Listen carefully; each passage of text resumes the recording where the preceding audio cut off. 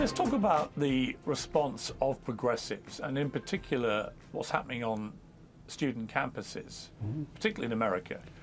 You know, I've been struck by two things. One, the horrifying immediate response, not just in America, but when you saw mobs in Sydney, Australia, chanting "Gas the Jews," when you saw huge protests by the Israeli embassy in Kensington and West London, near where I live, all celebrating. This is all within hours of what happened on October the 7th. You saw similar scenes in America.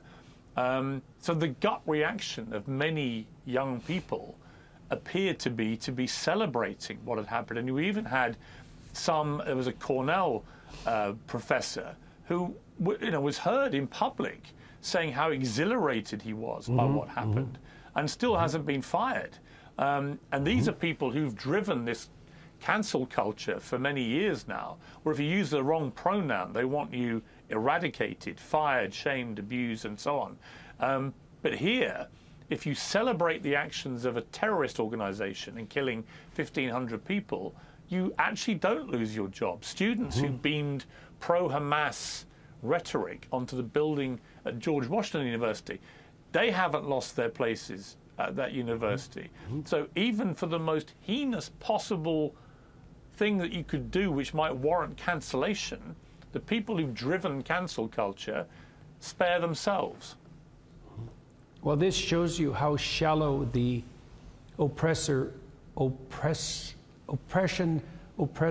narrative really is, oppressor narrative really is. You know, George Orwell famously said that the typical middle-class socialist didn't love the poor, they just hated the rich. And I think the oppressor-oppressed narrative gives people moral license to identify the oppressor and to hate them resentfully with a good conscience. Plus, it's also extremely simple-minded, you know, and this is one of the problems with what's being taught in universities, and even much more broadly than that now. The notion is we can view all human social relations and the past itself through a meta-Marxist narrative that proclaims that there are only oppressors and victims, and that all you have to do to be moral is to be on the side of the victim. Now, the shadow side of that is that once you proclaim your moral superiority and you're on the side of the victim, well, number one, you don't have to think anymore. You just have to identify the two sets of players. And number two, you're moral without effort, because all you have to do is feel sorry for the victims. And then consequence number three is the oppressor, being intrinsically evil, can be the target of everything that's resentful and bitter and absolutely dreadful about you. Now, that's the standard narrative that's being taught on university campuses, and the Palestinians play the role of victim. And so you can't argue against the Palestinian cause, let's say, if you were inclined to, without simultaneously having to face the weight of every single person who's adopted the oppressor-oppressed narrative, upending that. And there's no way the university, not in the state they're in now, there's no way that's going to fly. And so we see exactly what happened. The narrative's already in place. All oppressed people are innocent and virtuous victims. Well, so then when something like this happens and you see the Palestinian victims rise up against their evil Jewish overlords, then it's time for celebration. You know, and we forget entirely that the evil Jewish overlord story was the same story that the Germans used so successfully. And we also forget, and this is very interesting in relationship to Iran, I was reading a book by Stefan Zweig yesterday about turn-of-the-century Vienna, just at the end of the Austrian-Hungarian Empire, and the dawning of the movements that eventually morphed into Nazism in Germany. And one of the things Zweig pointed out was that, you know, if you're a corrupt, oppressing psychopath who's hell-bent on exploiting the population, and you want to deflect that, the Jews make a constant, positive, universal target, right? Because they tend to be disproportionately successful. And you can just say, well, you know, I'm not the oppressor here. It's those successful Jews. And that's being played out now. That's the disguise of left-wing anti-Semitism. I mean, it's a terrifying... We don't hate the Jews, we just love their enemies. Right, I mean, the anti-Semitic response in the last 3 weeks has been actually quite terrifying to watch. I've got Jewish friends who are literally living in real fear now. Some of whom were in Israel at the time and thought, well, the world will rally behind us, and actually very quickly realized that in many cases that wasn't the case. In fact, the complete opposite.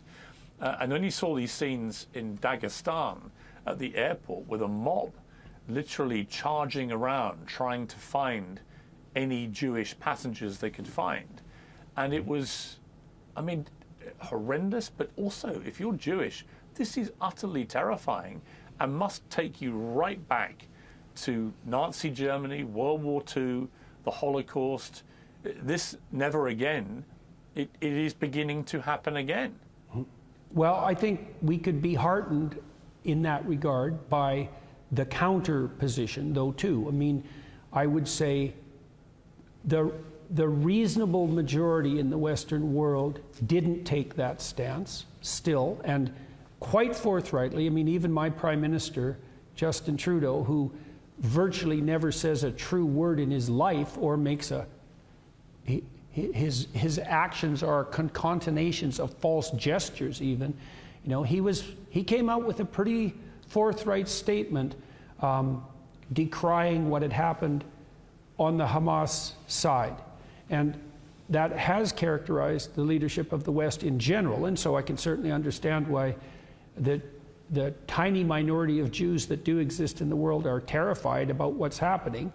You know, there's no reason for catastrophic alarm. You know what I mean? It doesn't look to me like this is going to spiral out of control, and I'm not even so certain that in the medium to long run it's going to be the worst possible thing, because you know too, the other thing that happened is that a lot of the false moral disguise of the progressive types was exposed in a radical way in the last few weeks. I mean, Harvard, for example, just took a beating. You know, I mean, first of all, Harvard was ranked dead last by fire in terms of its support for free speech. And then it was 32 different Harvard groups came out essentially in support of Hamas. And then a whole variety of CEOs said they wouldn't accept a Harvard degree as a hiring criteria. And Larry Summers came out and said, you know, the previous president of Harvard, that the institution had become so corrupt that it wasn't salvageable. And then, you know, the White House press secretary decried the actions of the squad who were supporting the Hamas protests. You know, so we're seeing cracks on the progressive side because of this that haven't been evident before. You know, and Biden himself came out and talked about how important it was to push forward with the Abraham Accords, which was something, you know, I wish he would have done 2 years ago, but better late than never. So I can understand why there's tremendous fear and uncertainty, but I certainly wouldn't say that all the news is bad.